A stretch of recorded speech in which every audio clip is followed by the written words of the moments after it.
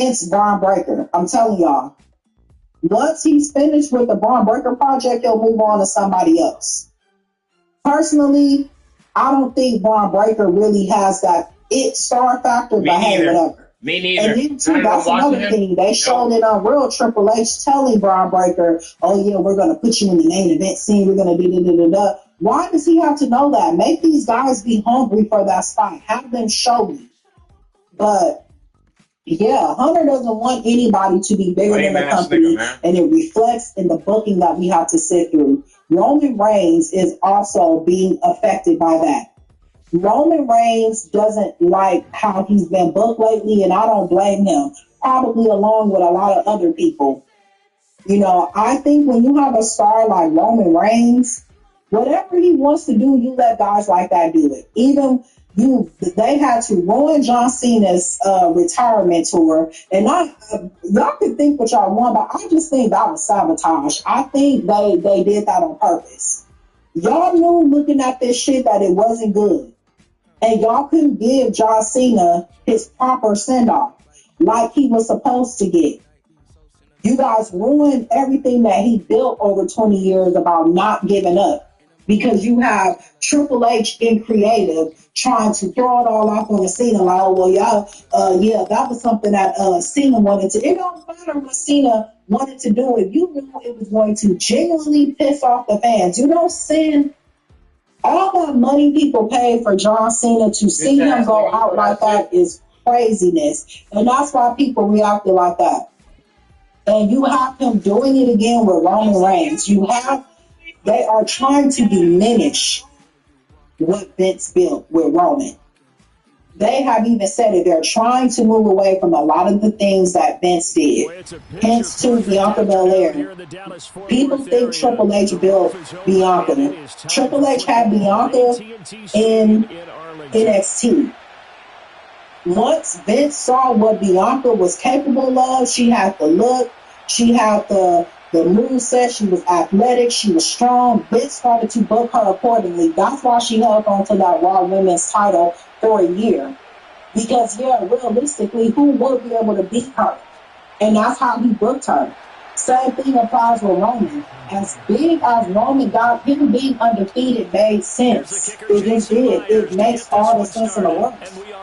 But you have Hunter, who picks and chooses who he wants to protect. He don't want Cody to lose clean to Roman. And I'm hearing that's why we're not getting Cody Roman 3. Roman is the face now, Cody is the heel. Roman wants to beat Cody clean, period, boom. All right, not a problem. Triple H don't want that because that will make Roman bigger than the company. Roman was able to beat the face of the company, and he doesn't want that. He has a lot of personal stuff that he drags into creative. I'm like, technically, Roman is what you guys built at the end of the day. This is the monster that y'all created. So y'all have to finish and book him accordingly. Roman should still be undefeated in a lot of his stuff. I'm hearing he didn't like the fact that he lost to Bronson Reed.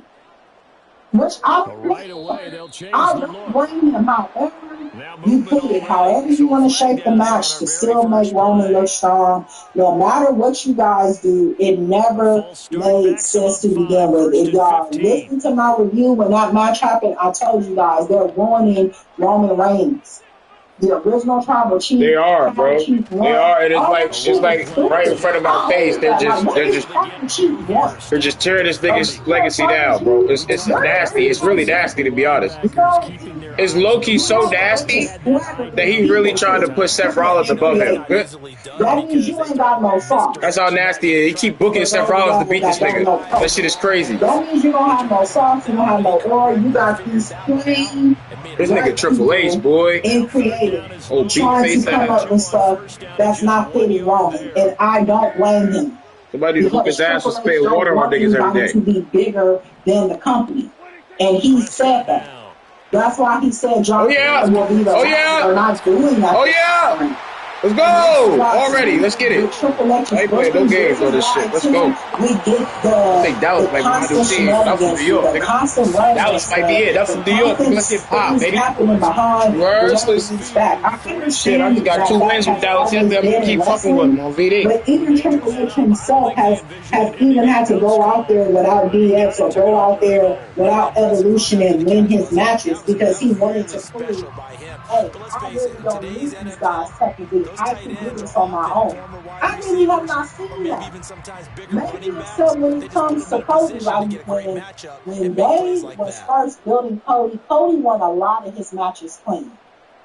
If y'all go back at that time, like Cody's first 2 years with the company, he was winning a lot of his matches clean. His rivalry with Seth Rollins, he beat Seth Rollins 3 times in a row. That they wrestled each other. Well, actually, no, 2 times. I think Seth got that last one, right? That was. But look, Seth had to do shenanigans in a sense. He didn't beat Cody clean. But they had Braun Breaker. That's the same exact thing that we're talking about. Why? How come you can't have Imano or woman to woman? Who is the better person here? Just like with Charlotte and Rhea was able to put that banger on at WrestleMania because it came down to who is the better woman here. You didn't need no shenanigans. But it seems like now within this last year, it's getting crazy at this point. It is maybe a few people who is getting clean wins or clean losses. It's always random. It's always just some type of something. And I don't blame Roman for wanting to go over Cody clean. I feel like that's the least that y'all can do for him. Everything that he did, nobody was even fooling with WWE. Hell nah. When the bloodline came, oh shit. Breathe life back into WWE. That is what brought fans back to the product. Regardless of what anybody says, Drew McIntyre could say, oh, I'm going it down during the COVID, which he did. But at the same time, people did not come back to watch Drew McIntyre. People came because you was hearing a lot of stuff about Roman's head of the table, this bloodline stuff, and you like, well, let me tune in and see what's going on. That's what revived WWE. Then all the stuff with the Rock and him coming in, all that was associated with Roman. People don't understand. Oh, shit. And that's why I don't blame him for him just people not showing up. Like, hey, like, all right. I'm not trying to do that, so I'm just not going to show up. And I think that's what Triple H I think that's what he wants at the end of the day. Because, it goes back to him, well, I can just do what I was to play anyway. It is too. Too many pairs of shoes? Copy, man. How'd he get me like that? Shit. I could have sworn you just throwing that bitch. Take clear pictures, add a description that will seal the deal, and make your sale with 0 fees. Earning extra cash is really that simple. Is it? Roman should definitely have a main event spot at WrestleMania. And I feel like as far as the Rumble is concerned, I think this Rumble should be about Rumble. I'm sorry to disappoint everyone, but I'm not a fan of this show. To me, it sucks. The magic should be shown on how we do things. Hey guys, how you doing? It's your boy D5W here. Welcome back to WBill. And today, I'm going to give you my honest opinion on WWE's Unreal Season 2. I'm going to give you my thoughts and what I think about what's going on. You see, I've been a WWE producer for 7 years. And me personally don't like to let things out of the bag. So again, I'm not particularly fond of the show, but I understand why WWE does it. And it's for you, the people. But again, I don't think we should be letting out the secrets. So we're going to take a look at this and analyze it as much as we can. Remember, I'm a WWE Hall of Famer, so I know somewhat what I'm talking about. At least I think I do. Let's get to the first video. One of the scariest moments for me. Like TLC all over again. Although it's just a distraction, the victory is still fortunate. He was rushing coming here. And I get up the run for the numbers. Walker. That looked like a whole. Touchdown, Seattle. I'm surprised that his head is in Face to face. Yeah, a little heavy there. Sometimes you have those big offensive linemen come in to report like they're eligible, but all they're doing is getting a good stance, blocking, and getting their runner across the goal line. That creates. He lost. I'm sorry about that, man. It's no pissed off. All good things. It's not you. Hear that. It isn't on you. When they get out their line, then it's on them. The Seahawks been down that road many a time, Franco, as a producer. One of the things I think Triple H said best was that it's not his fault being the producer. It's the talent's fault. Vince was the opposite of this. In other words, once they go through that curtain, you can't control what they do. You can lay it out absolutely perfect, but it's up to them to follow it. And if they have to ad-lib and call an audible, then it's up to them to be able to do that. But again, that's something that it's going to be on the talent if they mess up. And it was not Chris Park's problem. It wasn't Abyss's problem. I mean, it becomes his problem because it's his match, but it wasn't his fault, I should say. So that and that aspect falls on talent. When Vince was the head in charge of that, he would blame everybody, but mostly the producers. And I found that to be very unfair. Because again, I can't hold your hand when you walk through that curtain. Once you walk through the curtain, you're on your own. So if you forget, or you just don't do it, or what have you, it should not be my fault. You know, but so I understand where Abyss is coming from. Trying to express, I'm sorry. And Hunter did it best. He's like, listen, it's not your fault. Once they go through that curtain, that's on them. What can you have possibly done sitting in the back? Nothing. There's nothing you could have done. Once they go through there, that's it. It's out of your hands at this point. So, T-Von, as an old school guy, would you have liked the cameras on you like Abyss, Joseph Park? Oh, fuck, man. No. I'm not a big fan of that. I'm not a big fan of You gotta fucking catch that shit, dog. You gotta catch that shit, dog. I'm not a big fan of it. That's a fucking touchdown, nigga. Like so many other wrestlers. I know Dak mad as shit. Before. They don't believe in that. But business has changed, time has changed, so you have to go with the flow. This is exciting TV, but I hate the fact that we're giving away our secrets and what we do. It's like David Copperfield. He's sitting up here on stage, he has an elephant. Oh, nigga, burn that shit. And all of a sudden he drops the curtain. Where's it going?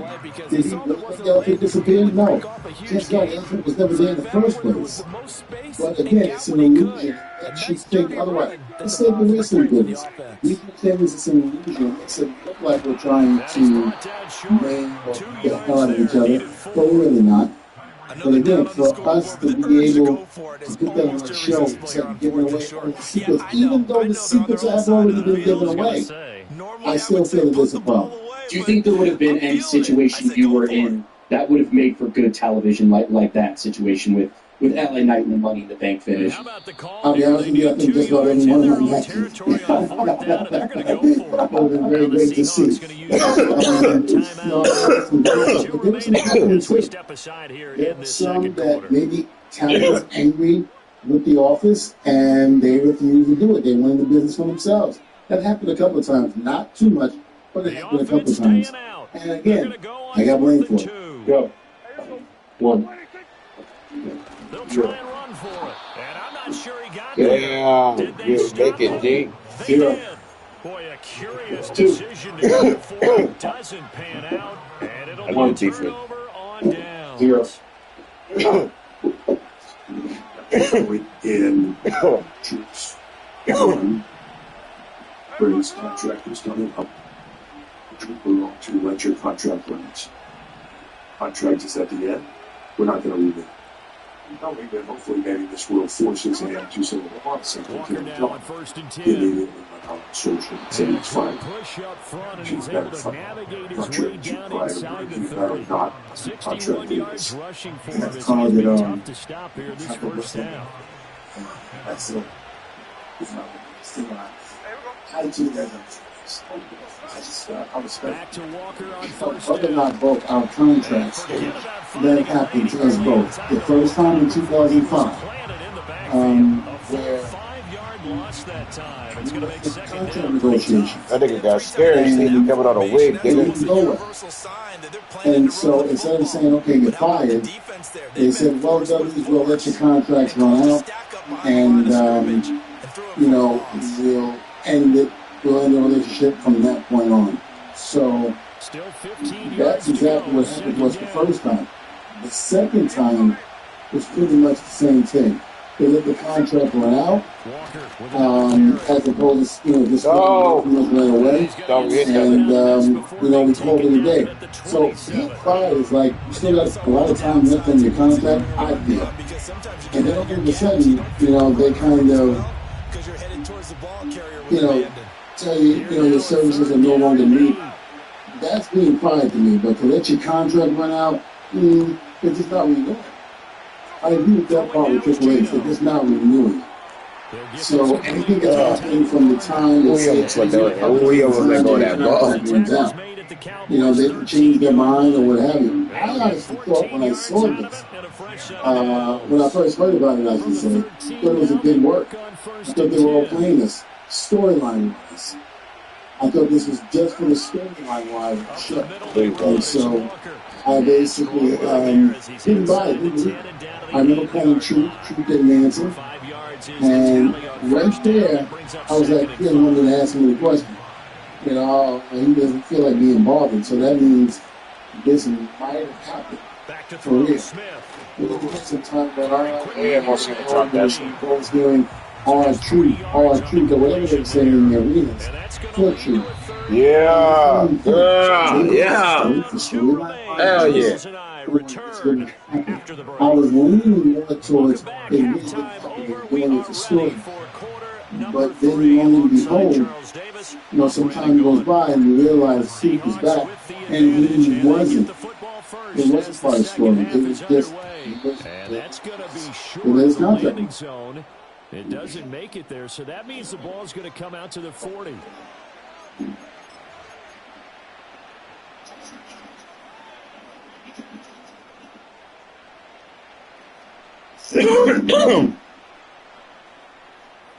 This one I find interesting because you spent 7 years as a WWE producer, and a lot of people don't realize how loud it is in Gorilla when that pyro goes off. Was it really, really, did you have to cover your ears when they were playing that pyro? I'm in the back of the girl, he's back like this.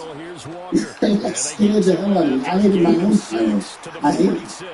Absolutely hated it. Couldn't stand it. I liked the visual effect of the game. I liked how when people heard it, the energy that they came off with it, but I absolutely hated it. I hated that pyro. It scared me to death. But this is looking like a rock star. I was like, no, I'm like this. And the back, I hated that pyro.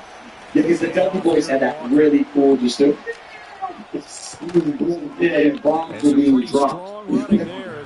So did you always in the back, you were just covering your ears before it? I was with my ears, and I mean, like, in a fetal position. I couldn't stand it. And I was always fearful that if the pyro with the screen coming down, that they would made a mistake and bomb the gorilla position. And I didn't there.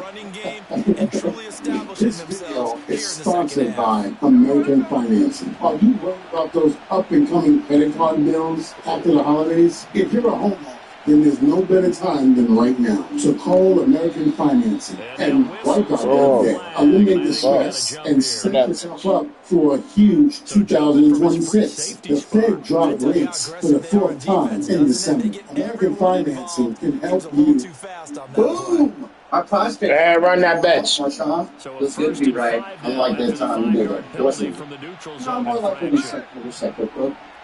After they said.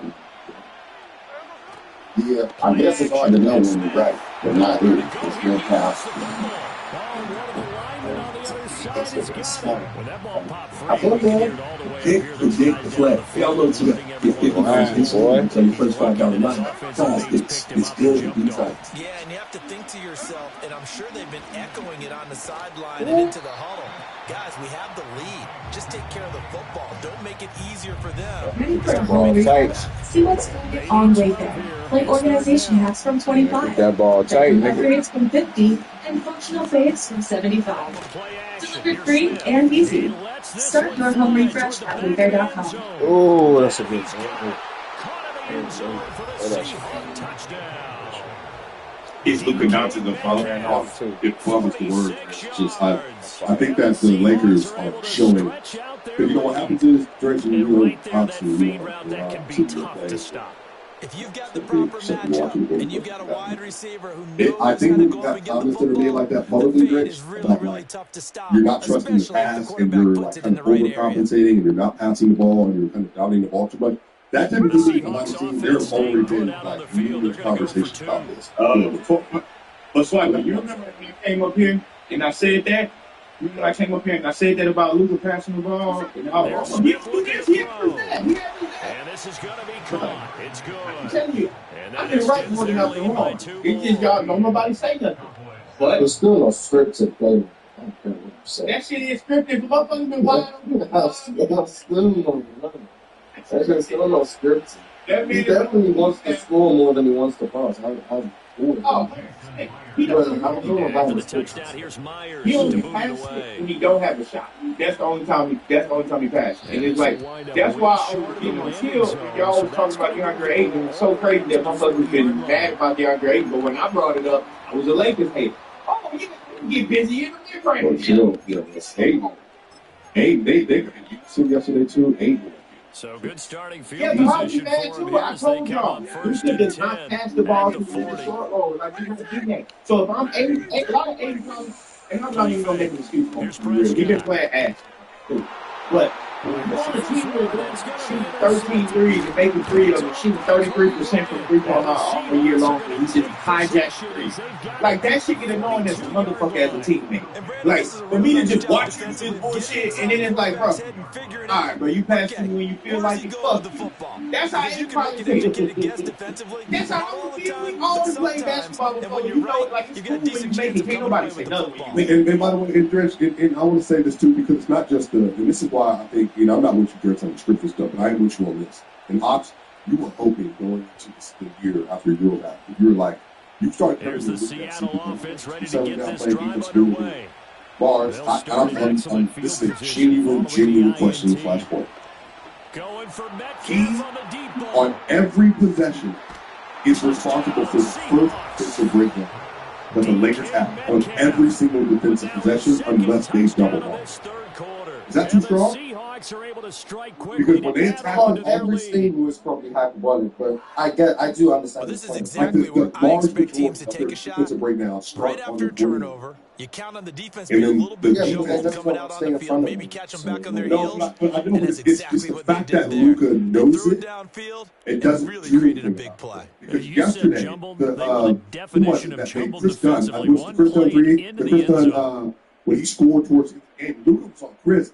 Luka got held up because they tried to do a switch, but you know what happens, y'all? When they try to force a switch, he want to give up, they want to double. You can do it. Offensive player will come set a screen, a double screen, his man in front, and then with Luka on the other side, and basically get both players against each other. That way, if you're not going to switch them, he's going to have a free run down the court, or Luka have to run underneath and then recover. He just gave up on the play. Like outright gave up on a play on one of those screens for sports. The team is having to overcompensate to do so much, but then on the other end, Mars, he's also not, unless it's a pick and roll, corner skip, he's also not sharing the ball and dominating possession. So it definitely feels like, bro, like, I don't know if he has enough. Touchdown, here's Myers to boot it away. I don't know if he has enough self-reflection to kind of see why what he's doing is in tandem hurting his team as often as it is. Because I just think it's happened more than I think people want to admit this year.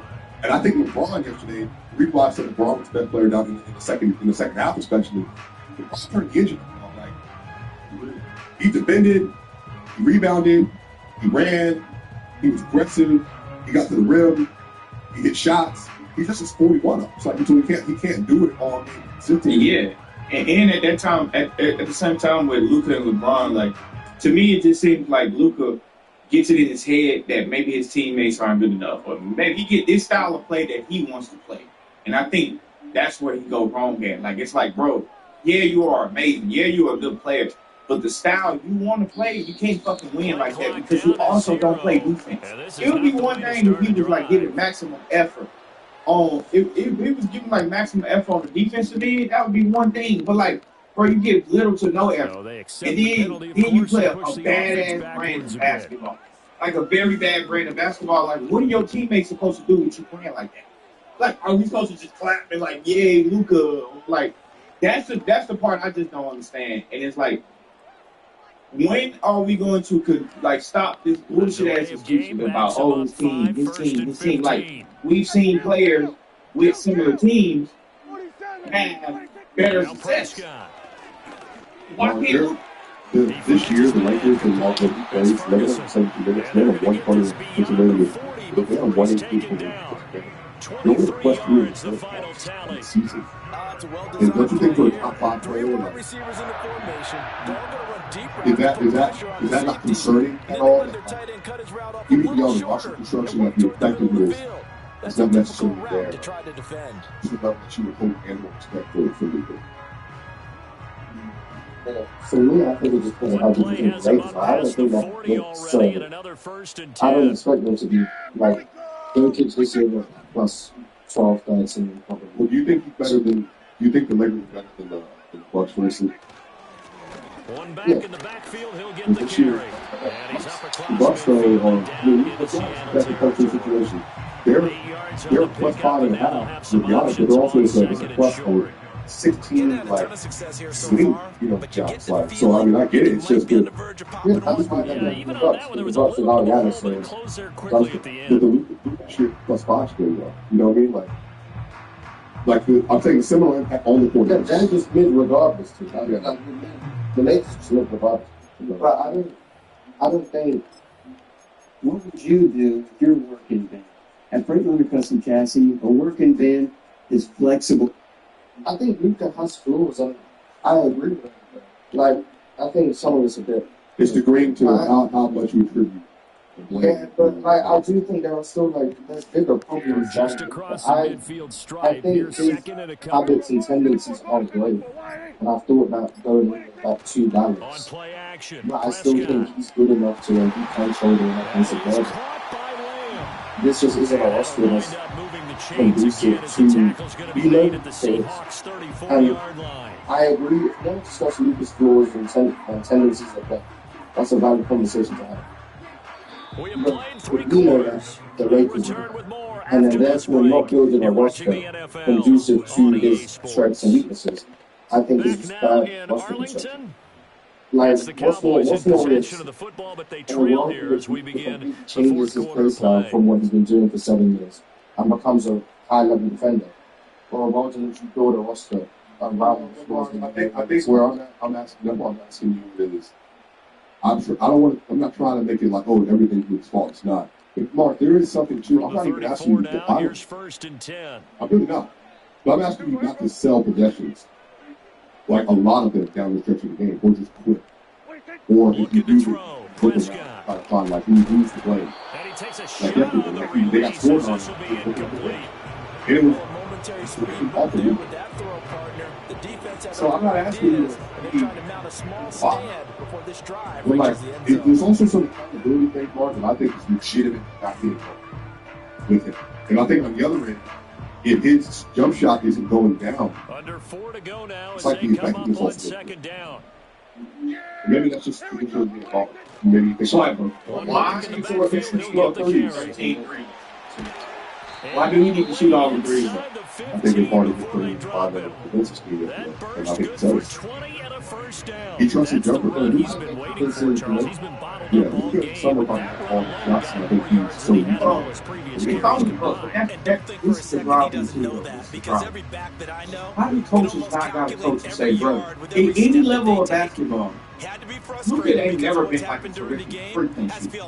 But any level of basketball, a coach is gonna say, quit fucking shooting all them damn threes. But because it's Luka Doncic, I gotta hold my tongue and just allow him to hijack my fucking offense because he's Luka. Man, get out of here. Get out. He's the best player on the team. I still think he's the best player. But still, some positive yardage on a play that can sure win for the defense. He has to get a shot. He's so that's too easy for you to not make him. Jordan, my only adjustment that I would say is I do agree that he probably shouldn't shoot all that. 2nd and 6. Luka is so good around the hoop. LeBron too, but we're talking about Luka. Luka should be on that block. Luka, dude, for 6'8", built like a whatever, built like a refrigerator. You got a big body, and you know how to move, and you know how to like. You got good footwork, you got good touch. Luka should be catching the ball on the block like a center every possession. And on top of that, he can pass the shit out the ball. A double is coming. A double's coming. If Luka catches the ball right here, a double's coming out of that. So now he gets to play out of an advantage as well. Like it just doesn't. I'm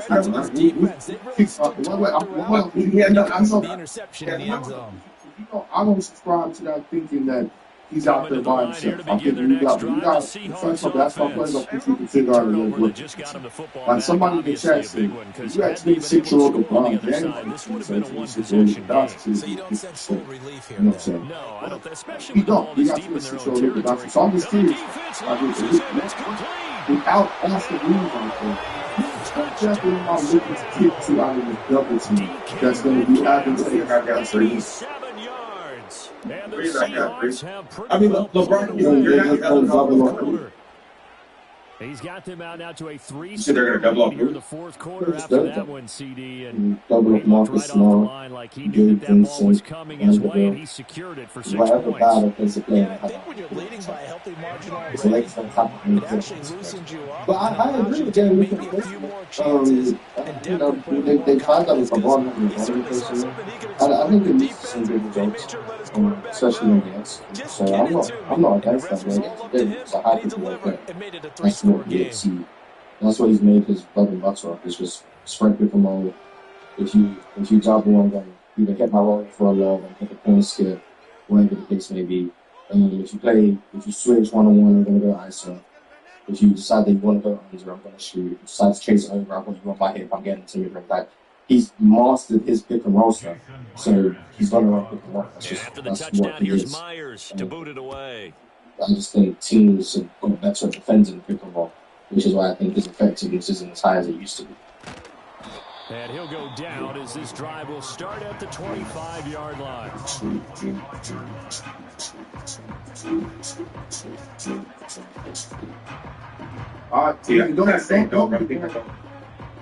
I'm just saying, you can touch the ball in the post 4 or 5 times. You can move the ball around and move his ass around too. You don't just have to allow him to stand at the top of the key. You know what? And I'm kind of going to cut you off, but I was going to say this. I was listening to the show yesterday.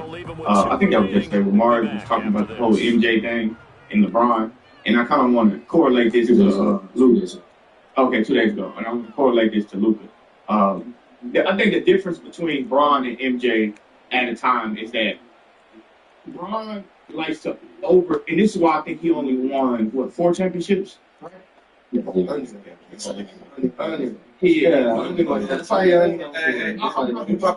talking go talk right now. We know.